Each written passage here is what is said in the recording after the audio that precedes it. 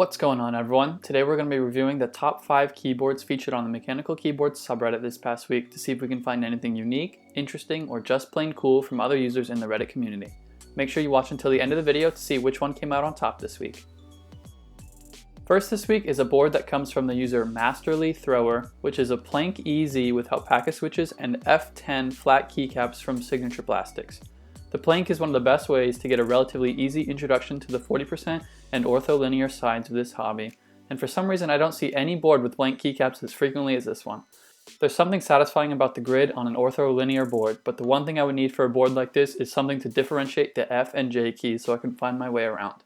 Other than that, I think the flat profile looks really clean. Next up comes from user Nova Force Elite, and it's a blue themed board. It's a KBD67 Lite R3 in transparent deep blue with MT3 Dasher keycaps on top. Inside, there are thick Thock marshmallow switches and KBD stabs along with some PE foam.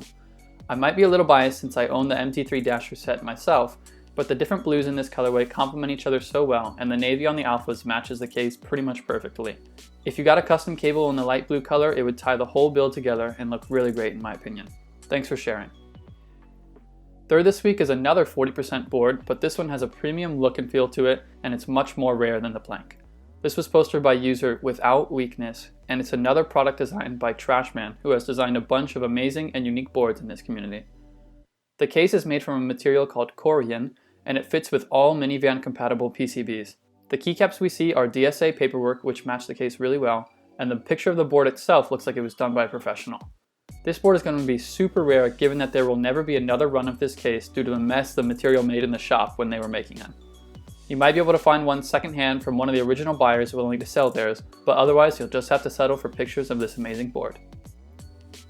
You might have to look closely at this picture by user Flannel Sec because it looks like a normal build photo at first, but it gets more ridiculous the longer you look at it. The board is a Keycult 1 out of 65 black and red board with classic red alphas and Dolce mods. The artisans on the right are from Squid Game, but I think the red robin seasoning, random screws, and the diaper in the picture really make the whole build complete.